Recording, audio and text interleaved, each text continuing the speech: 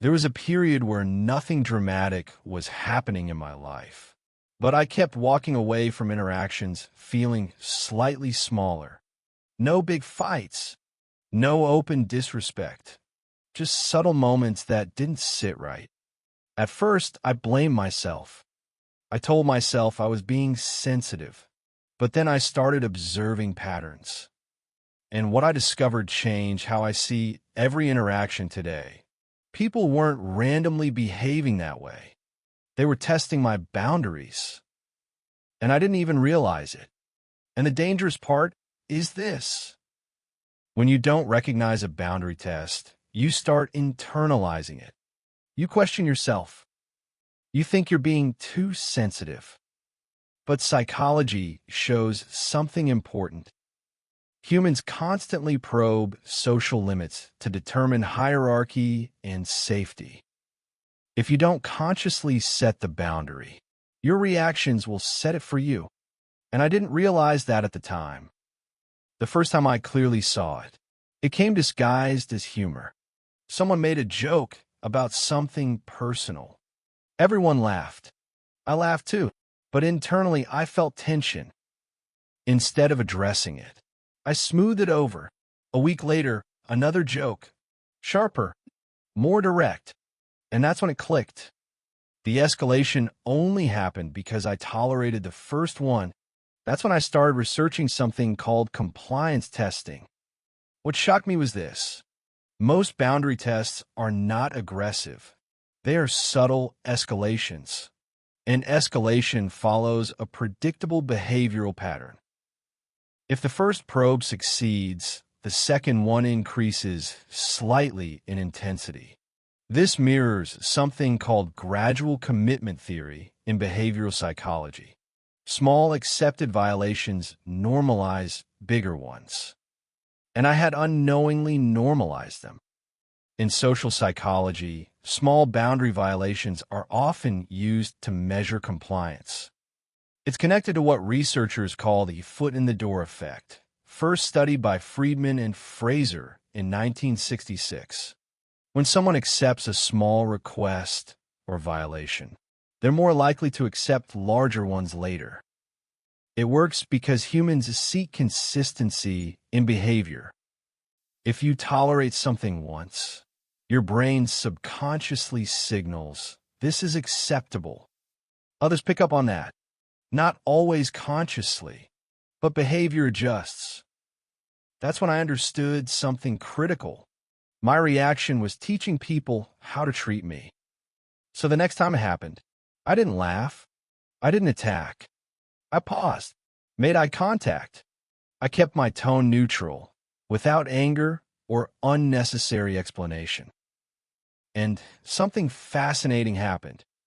Silence. Then recalibration. It never happened again because calm correction signals emotional stability, and emotional stability is associated with higher perceived status in dominance hierarchies. That's backed by evolutionary psychology research on social ranking behavior. People don't push what feels stable. They push what feels movable. Then I noticed another pattern. People canceling last minute, replying only when bored, expecting instant responses from me, while taking hours themselves. At first, I thought being flexible meant being mature, but then I came across the scarcity principle described by Robert Cialdini in Influence. People assign more value to what feels limited. The more available I made myself, the less seriously I was taken. So I adjusted.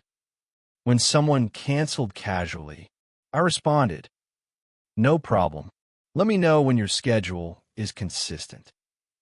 Then I reduced effort, less initiating, less chasing, less emotional energy. The result, their effort increased because access had changed. Scarcity, recalibrated perception. And here's something even more interesting. When I reduced availability, I didn't announce it. I didn't threaten distance.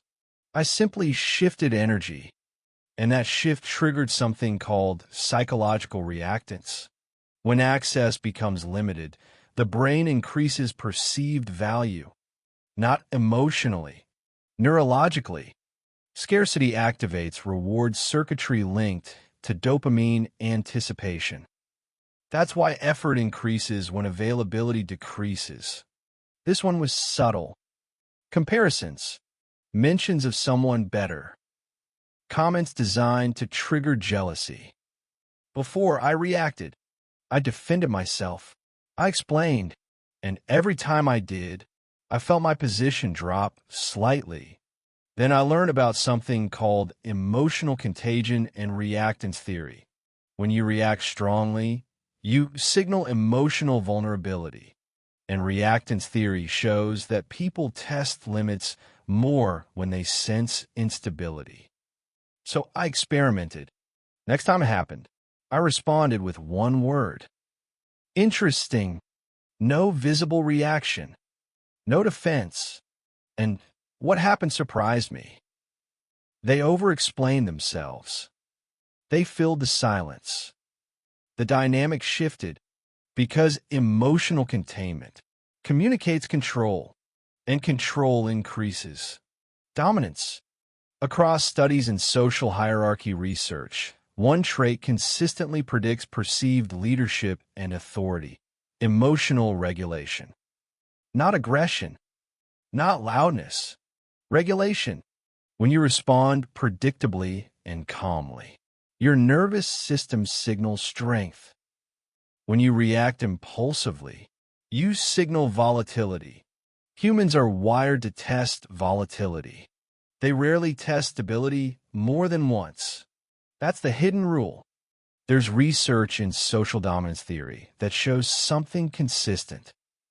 Individuals who display emotional regulation are perceived as higher status, not because they dominate others, but because they appear unmovable. Volatile reactions signal unpredictability, and unpredictability invites further testing. Stability reduces the need for evaluation. And that's the shift I started experiencing. I thought boundaries meant confrontation, so I either stayed silent or overcorrected emotionally. Both were wrong. Real boundaries are consistent behavioral adjustments. I didn't argue, I didn't threaten, and I didn't walk out dramatically. I just changed how much access they had. Just access modification, energy shifts, clear standards, and repeated calm enforcement. That's what builds long-term respect. Now I observe instead of react. I watch for microprobes. I measure consistency, and I respond deliberately, not emotionally, not defensively, just strategically. And something powerful happened over time. Interruptions reduced. Jokes softened. Last-minute cancellations decreased. Emotional provocations stopped working. Not because I became aggressive, but because I became stable. Every interaction contains a test. Most people never notice.